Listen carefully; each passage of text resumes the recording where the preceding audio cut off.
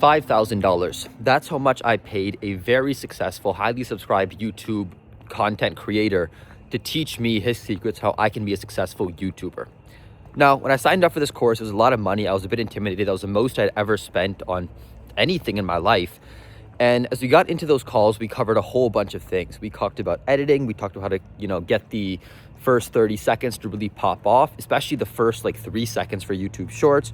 We talked about how music can be added in to add. We talked about a bunch of amazing things, and I learned a lot from it. But there was one specific thing that I learned, which most people in the class kind of glossed over, didn't think too much of, but I thought was severely underrated.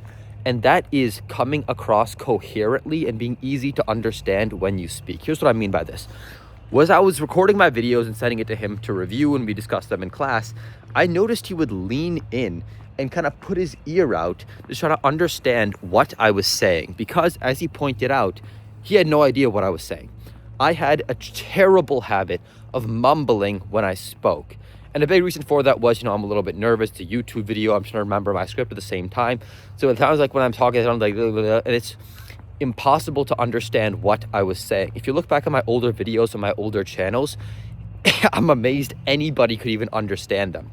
And he told me most people have some type of speech imperfection. Some people tend to mumble a bit. Some people stutter a bit. Some people have a lisp.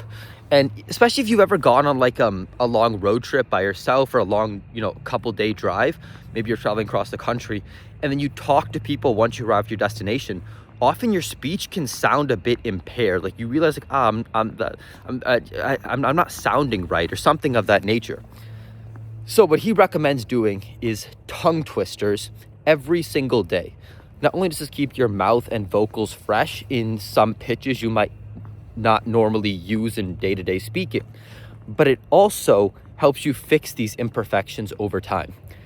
So I looked up tongue twisters for mumblers because that's my issue, and I found 10 good ones, and they were quite difficult to do in the beginning, like a skunk sat on a stump and thunk the stump stunk, but the stump thunk the skunk stunk. Or near an ear, a nearer ear, a nearly eerie ear. And over time, as I've done these, I've seen that I come across as speaking much better. Even I was at the barbershop and he was saying you speak really well. I've noticed that. Now that might be partially because I read a lot of books, but also just coming across in a way people can easily understand. They don't need to put more brain power into understanding what you're saying, words wise, not even the content of what's, the content of what you're trying to say. I think it'll make a huge difference to you in content creation, public speaking, and even day-to-day general life. Now, a pro tip I'll give you on top of this is try not to add this as another chore to what you need to do. So try not to say, okay, I got to add tongue twisters to my daily routine. I need to, do tongue twisters after I brush my teeth, or, after I go to the gym. Try to add it into your routine when there's something that you already have to do. So for example, I wake up at 4 a.m. every day. I do 2 deep work sessions before my day starts. And after my first deep work session, I go out for a walk like this to kind of relax, unwind before I hit my second deep work session hard. Now I'm already going for this walk. I already don't use screens first thing in the morning.